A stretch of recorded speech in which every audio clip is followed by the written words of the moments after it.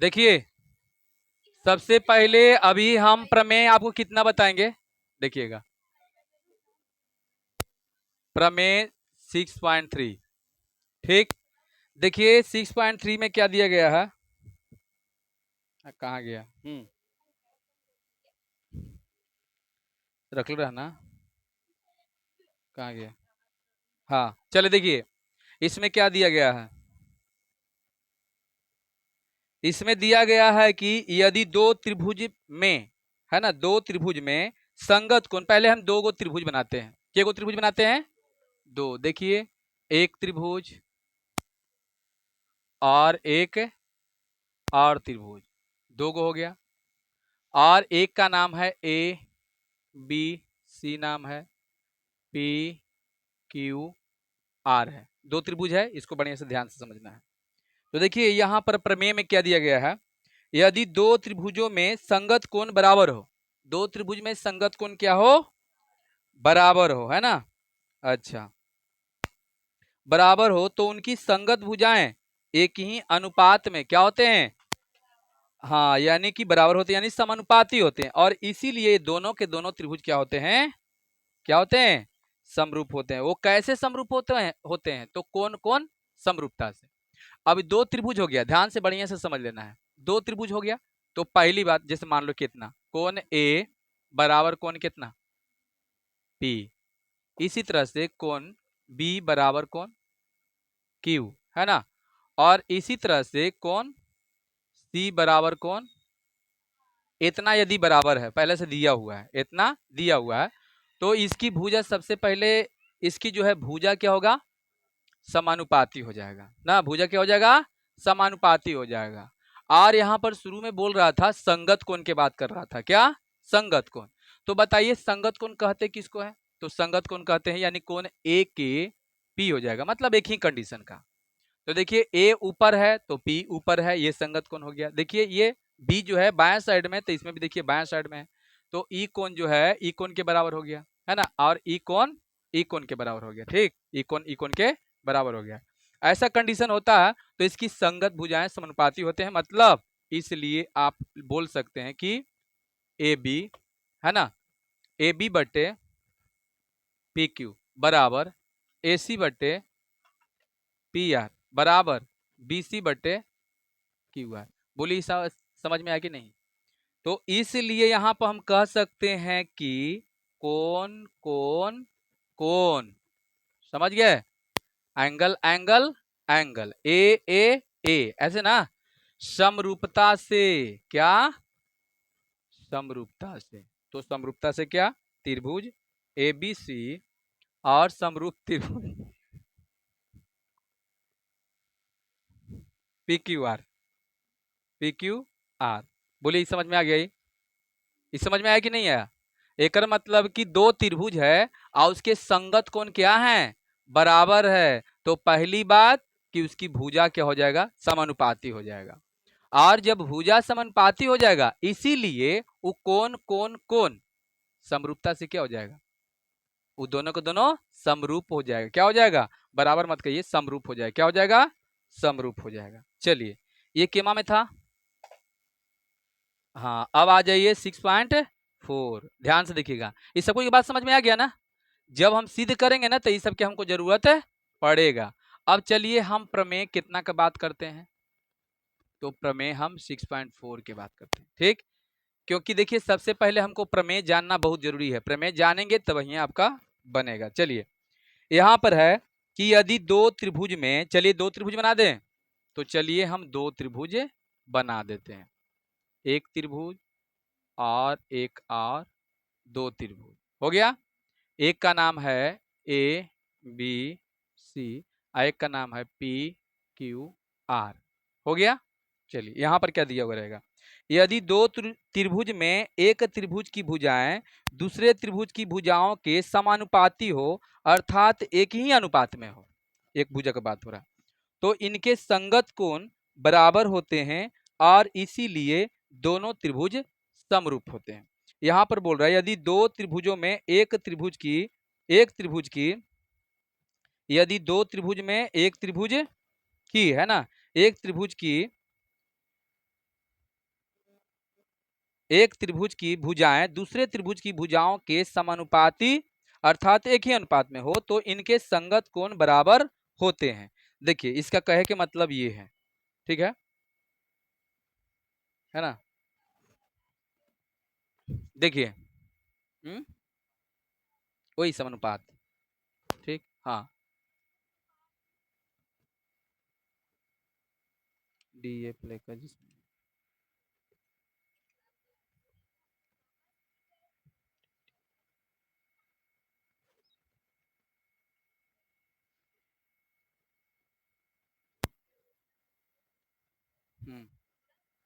देखिए क्या होगा, यहां पर कह रहा है कि यदि कोई भी त्रिभुज के, है ना, ध्यान से सुनिएगा, यदि दो त्रिभुज में एक त्रिभुज की भुजाएं दूसरे त्रिभुज की भुजाओं के समानुपाती हो, मतलब इसका समानुपाती हो, जैसे ए बी बटे, जल्दी बताना, ए बी बटे पी क्यू अब बराबर बी सी बटे क्यू आर, है ना, चाहे ए सी बटे पी आर, ऐसे है तो एकर मतलब कि इसका संगत कोण बराबर होगा। एकर उल्टा बोल रहा है कि नहीं, तो इसलिए कोण कितना, ए बराबर कोण पी, है ना, और इसी तरह से कोण बी बराबर कोण क्यू तथा कोण सी बराबर कोण आर। तो इसीलिए त्रिभुज क्या होगा, बोलिए, ये त्रिभुज हो जाएगा, है ना, भुजा भुजा भुजा से क्या हो जाएगा, हाँ ये भुजा भुजा, है ना, भुजा, यहाँ भुजा का बात हो रहा है कि नहीं, भुजा ना समानुपाती है, हाँ, भुजा भुजा भुजा समरूपता से त्रिभुज ए बी सी समरूप त्रिभुज पी क्यू आर। बोलिए ये बात समझ में आएगी नहीं, हाँ ये समरूप का त्रिभुज, ये समरूप, समरूप के मतलब जानते हो क्या होता है, और इधर आ जाओ, समरूप के मतलब दोनों का रूप एक, बड़ा छोटा हो सकता है, साइज में बड़ा छोटा हो सकता है, बराबर भी हो सकता है, कोई जरूरी नहीं है, बराबर भी हो सकता है, लेकिन सर्वांग सम त्रिभुज में क्या होता है कि वो दोनों साइज में भी क्या हो, बराबर हो, और रूप रंग में भी क्या हो, रूप में भी दोनों क्या हो, सेम हो। मतलब एक को उठा के, एक चित्र को उठा के, इस चित्र को उठा के इस पर बैठा दीजिए और पूर्ण रूप से ढक लिया तो ये क्या हो गया आपका, ये सर्वांगसम हो गया। लेकिन जो सर्वांगसम होते हैं वो समरूप होते हैं कि नहीं, होते हैं ना। तो कहने का मतलब है कि जो सर्वांगसम होता है वो पक्का समरूप होता है, लेकिन जो समरूप होता है वो पक्का सर्वांगसम नहीं होता है। इसीलिए कहा गया है कि समरूप समरूप सर्वांगसम नहीं होते हैं, है ना, और हो सकते हैं, बोल सकते हैं, नहीं हो सकते हैं, हो भी सकते हैं, नहीं भी, लेकिन ये पक्का है कि जो सर्वांगसम है वो पक्का समरूप है, क्योंकि सर्वांगसम उसी को बोलेंगे कि दोनों का रूप क्या हो, एक हो। जब दोनों का रूप एक है तो बताइए क्या है वो। तो चलिए ई आपका था केमा में, बोलिए 6.4 ना। अब हम आते हैं 6 पॉइंट कितना में, 5 में। आइए 6.5, पहले हम क्या करते हैं, प्रमेय कहीं दिखा देते हैं तो अब जल्दी समझ में आपको आ जाए। कितना है, 100, 148 में देखिए नीचे, यहाँ देखिए, है ना, आते हैं हम लोग 6.5 प्रमेय में, ठीक है, प्रमेय में इसमें देखिए क्या है, पहले इसका शर्त जो है पढ़ लेना है, शर्त में ही सब बात लिखा हुआ है। यदि एक त्रिभुज का एक कोण, यदि एक त्रिभुज का एक कोण,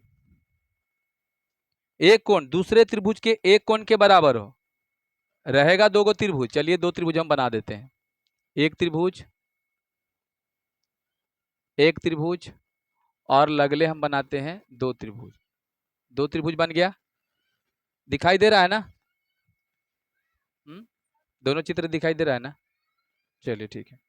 तो चलिए ऐसे तो हो गया। इसमें क्या दिया हुआ है कि यदि एक त्रिभुज की, यदि एक त्रिभुज की एक कोण दूसरे त्रिभुज की एक कोण के बराबर हो तथा इन कोणों के अंतर्गत करने वाली भुजा समानुपाती हो तो दोनों त्रिभुज क्या हो जाएंगे, समरूप हो जाएंगे, यही बोल रहा है ना।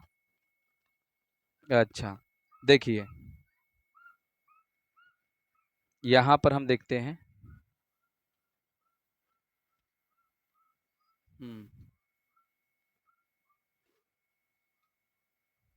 क्या है, यदि एक त्रिभुज की एक कोण दूसरे त्रिभुज की एक कोण के बराबर हो तथा इन कोणों के अंतर्गत अंतर्गत करने वाले भुजा समानुपाती हो, है ना। चलिए मान के चलिए कि ई कोण के बराबर है। चलिए नाम धर दीजिए ए बी सी, यहाँ पर पी क्यू आर, ठीक है ना। तो चलिए यहाँ पर मान के चलिए कि कोण आपका बी कितना का बराबर है, कोण क्यू के बराबर है, यही ना। कोण क्यू के बराबर, दो कोण के बात हो रहा है कि एक कोण के। यदि एक त्रिभुज की एक कोण दूसरे त्रिभुज के एक कोण के बराबर हो, एक कोण के बराबर हो। देखिए जैसे मान लीजिए कि आपका कितना है 6.5 में प्रमेय में दिया गया है कि यदि, छोड़ दीजिए, यदि एक त्रिभुज की एक कोण दूसरे त्रिभुज के एक कोण के बराबर हो तथा इनके कोणों के अंतर्गत, है ना, अंतर्गत करने वाले जो ये कोण के अंदर में कर दे रहा है भुजा, है ना, वो भुजाएं समानुपाती हो तो दोनों त्रिभुज क्या हो जाएंगे, समरूप हो जाएंगे। कहने का इसका मतलब ही है कि यहाँ पर मान के चलिए कि कोण बी जो है कोण क्यू के बराबर है, एक का कोण की बात हो रहा था, और जो भुजा ई कोण के अंदर में कर रहा है, तो कौन कर रहा है, एक ये वाला कर रहा है और एक ये वाला कर रहा है, तभी ना ये बीच में आ जा रहा है कौन। तो इसी तरह से ई जो है कौन, ई कौन इसको करेगा। तो यहाँ पर तो कौन बी बराबर कौन क्यू है ही, और प्लस में आपका ए बी बटे क्या है, पी क्यू है, और तथा कितना बी सी बटे कितना है, क्यू आर है, क्या है, क्यू आर है। तो इसलिए ये त्रिभुज ए बी सी और समरूप त्रिभुज हो जाएगा पी क्यू आर। बोलिए ये बात समझ में आपको आया कि नहीं आया, आया नहीं है। देखिए क्या का मतलब है, ई त्रिभुज की बात करते हैं हम, तो ई त्रिभुज में मान के चलिए कि ई कोण के बराबर है, एक का कोण की बात हो रहा था ना। अब बताइए ई कोण और ई कोण दोनों में देखिएगा, ई कोण के बताइए बीच में कौन कौन भुजा इसको कर रहा है, तो एगो भुजा कर रहा है ए बी, आयो कर रहा है ए सी, यानी यही दोनों भुजा ना इसको बीच में कर रहा है, और यहाँ पर भी देखिए ये दोनों बीच में इसको कर रहा है कि नहीं। तो जो भुजा इसको अंतर्गत कर दे रहा है ना, अंतर्गत कर दे रहा है, यहाँ पर पहले बढ़िया से समझ लीजिएगा, अंतर्गत कर दे रहा है, तो एक मतलब कि जो अंतर्गत करने वाला जो भुजा है वो समानुपाती में है, मतलब ए बी बटे कितना है, पी क्यू है, और ए सी बटे पी आर है, तो ये त्रिभुज क्या हो जाएगा, समरूप हो जाएगा। इसी तरह से मान के चलिए कि ई कोण के बराबर दिले हैं, और ये इतना बटा ए सी बटे पी आर अब बराबर बी सी बटे क्यू आर, तो ये त्रिभुज समरूप हो जाएगा। नहीं समझ में आया, हाँ। चलिए अब बताओ हम क्या बताएंगे। तो अब हम लोग चलेंगे 6 पॉइंट कितना में, 6 में चलेंगे, ठीक। हाँ 6.6 प्रमेय में देखिएगा, यदि, है ना, यदि किसी समकोण त्रिभुज में समकोण बनाने वाली, वहां भी निकाल दीजिए, वहां भी निकालिए, निकालो तो निकालिए, 6.6 निकालिए। चलिए पेज नंबर 155 है, देख लीजिए, निकल गया। तो देखिए 6.6 में क्या दिया हुआ है कि दो समरूप त्रिभुज के क्षेत्रफलों का अनुपात इनकी संगत भुजाओं के अनुपात के वर्ग के बराबर होता है ना। कहने का मतलब है कि दो समरूप त्रिभुज, यही है ना, ये समरूप त्रिभुज से रिलेटेड है। जब दो त्रिभुज समरूप हो जाए, इस सबके मिटा दें, बताइए आए कि सिंपल में उतार लोगे। चलिए यहाँ पर हम बताते हैं, हम 6 पॉइंट कितना बता रहे हैं, 6.6 बता रहे हैं, ध्यान से समझिएगा। ये कह रहा है कि यदि दो गो त्रिभुज रहे, के गो त्रिभुज, देखिए एक त्रिभुज दो त्रिभुज, और यहाँ पर है A B C D E F, ऐसे दिया हुआ है। ये दोनों के दोनों त्रिभुज बताइए क्या है आपका, समरूप है। क्या है, समरूप है। मतलब दिखाई दे रहा है यहाँ पर, देखो तो, यहाँ दिखाई दे रहा है, दिखाई दे रहा है। त्रिभुज ए बी सी समरूप त्रिभुज कितना, अच्छा चलिए कोई बात नहीं। देखिए दो त्रिभुज है ना, तो दो त्रिभुज है और दोनों के क्षेत्रफल बोल रहा है। क्या बोल रहा है, दो समरूप त्रिभुज के क्षेत्रफल। दो त्रिभुज है और दोनों त्रिभुज के क्षेत्रफल के बात हो रहा है। किसके बात हो रहा है, क्षेत्रफल के। तो दो समरूप त्रिभुज हो तो इसकी क्षेत्रफल के अनुपात कितना के बराबर होता है, तो बताते हैं। जैसे मान के चलिए त्रिभुज ए बी सी समरूप त्रिभुज डी है ना, डी ई एफ, मतलब ये मान के चलिए दोनों के दोनों त्रिभुज क्या है, समरूप है। क्या है, समरूप है। देखिए बढ़िया से समझिए, समरूप है मतलब हम 6.6 की बात कर रहे हैं, ठीक ना, समरूप है। तो एकर मतलब कि ए पहला त्रिभुज और दूसरा त्रिभुज दोनों का क्षेत्रफल, मतलब एरिया ऑफ त्रिभुज ए बी सी और बटे एरिया ऑफ त्रिभुज क्या डी ई एफ। मतलब ये दोनों त्रिभुज के हम क्या करेंगे, तो क्षेत्रफल के अनुपात निकालेंगे। तो इस संगत भुजाओं के वर्ग के अनुपात के क्या होगा, बराबर में आएगा। मतलब यदि हम ए बी को लेंगे तो यहाँ पर देखिए बराबरी हो जाएगा ए बी के स्क्वायर और बट्टा में डी ई के स्क्वायर, डी ई के स्क्वायर। नहीं समझ में आया, कहने का मतलब है कि जब दो त्रिभुज समरूप हो जाएगा, दो त्रिभुज क्या होगा, समरूप हो जाएगा। दो त्रिभुज समरूप है, पहले से ही आपका समरूप दिया गया है।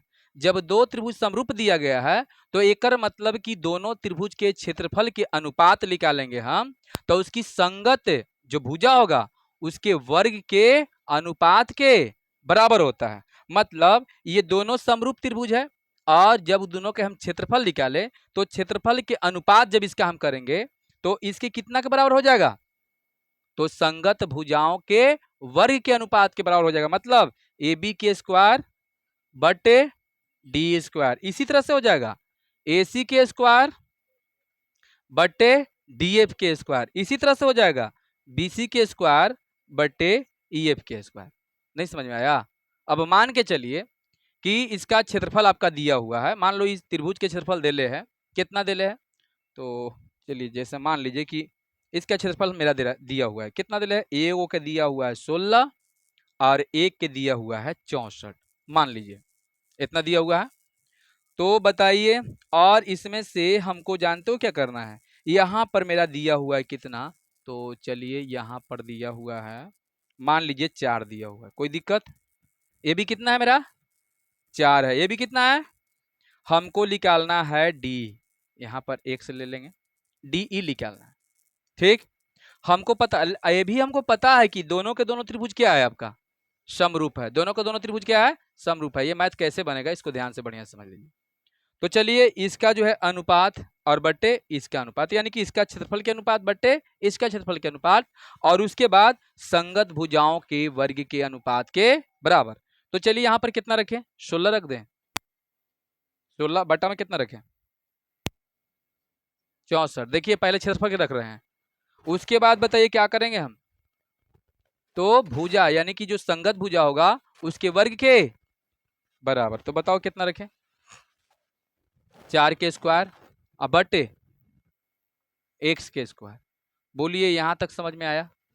अभी कंडीशन में क्या हो जाएगा बता दो। हाँ तो पहले तो आपका यहाँ पर करना है क्या, 64 बटे कितना, सॉरी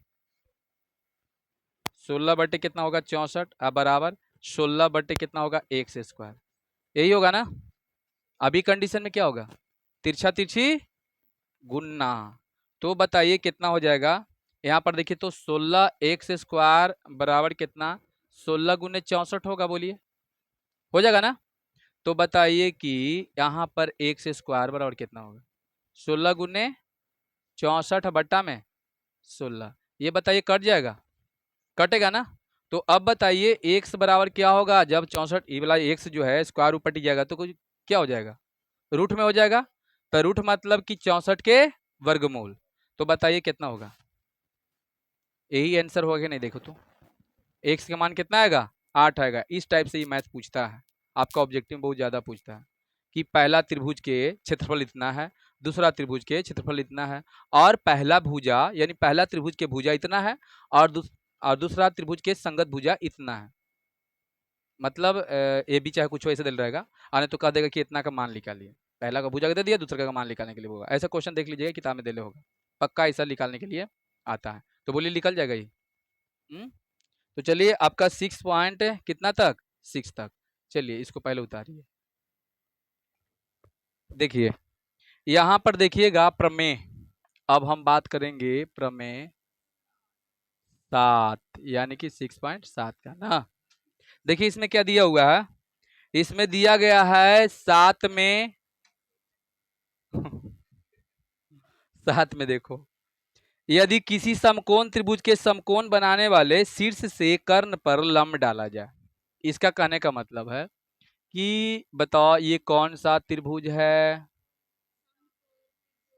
बोलिए समकोण त्रिभुज क्यों है, क्योंकि यहाँ पर 90 डिग्री कोण है ना, ए है, बी है और सी है, ठीक। ये समकोण त्रिभुज है। चलिए जहां हम लिखते नहीं है इसको ऐसे कर देते हैं, ठीक ना। चलिए ये समकोण त्रिभुज है, तो यहां पर बताया जा रहा है कि यदि समकोण त्रिभुज से, कौन त्रिभुज से, समकोण त्रिभुज में जहां पर समकोण बनाता है वहां से कर्ण पर लंब डाला जाए। सबसे पहले ये समझिए कि नीचे वाला को हम क्या बोलते हैं, तो आधार बोलते हैं, ठीक। समकोण त्रिभुज के बात कर रहे हैं हम, ठीक। चलिए जो कि हम लोग त्रिकोणमिति में पढ़ चुके हैं समकोण त्रिभुज के बारे में, क्योंकि त्रिकोणमिति में ज्यादातर समकोण त्रिभुज के बारे में ही पढ़ना था। बताओ इसको क्या बोलते हैं, लंब, इसको क्या बोलते हैं, कर्ण। ऐसे बोर्ड पर सबके ध्यान है। ये हम आपको बता रहे हैं 6.7 6.7 प्रमेय बता रहे हैं। इसमें यही बताता है कि यदि किसी समकोण त्रिभुज के समकोण बनाने वाले शीर्ष से कर्ण पर लंब डाला जाए, मतलब यहां से हम कर्ण पर लंब डालेंगे ऐसे। बोलिए यहां पर क्या हो गया, लंब हो गया। लंब मतलब समझ रहे हो ना कितना कोण यहां बना, दोनों साइड में, ई पट्टी और ई पट्टी दोनों साइड में बना, ठीक। अभी भी यहां पर ध्यान दो। बताइए कहां से हम लंब डाल रहे हैं, जल्दी बताओ। यानी कि हम 90 डिग्री के जो कोण बना हुआ है वहां से, ये जो है ना आपका 90 डिग्री के कोण बन रहा है, यहां से हम कर्ण पर क्या किए, लंब डाल दिए। जल्दी बताइए के गो त्रिभुज बना अंदर में, 2 त्रिभुज बना, ठीक है। तो देखिए क्या कह रहा है, यहां पर बताया जा रहा है कि यदि किसी समकोण त्रिभुज के समकोण बनाने वाले शीर्ष से कर्ण पर लंब डाला जाए तो इस लंब के दोनों ओर बने त्रिभुज, एक और दो, दोनों ओर त्रिभुज बना, बने त्रिभुज संपूर्ण त्रिभुज के, ये पूरा बड़ा वाला त्रिभुज के है ना, बड़ा वाला त्रिभुज क्या, त्रिभुज के क्या होते हैं, समरूप होते हैं, है ना। क्या होते हैं, समरूप। एकर मतलब कि आपका जो है त्रिभुज ए बी सी एक क्या है, समकोण, है ना, समकोण त्रिभुज है। क्लियर, समकोण त्रिभुज है, इसके हिसाब से बता रहे हैं हम, इसका क्या कहने का मतलब है, ये समकोण त्रिभुज है। और एक और है कि सबसे पहले समकोण त्रिभुज है जहां जहां कोण बी बराबर कितना है, 90 डिग्री है। क्लियर ना, यहाँ कितना है। अब यहां पर क्या किया गया है कि यहां पर डी मान लीजिए, बी डी लंब किस पर, एसी पर डाला गया है ना, यहां से लंब जो है एसी पर डाला गया, यानी कि एसी जो है ये त्रिभुज का कर्ण है, एसी कर्ण है ना।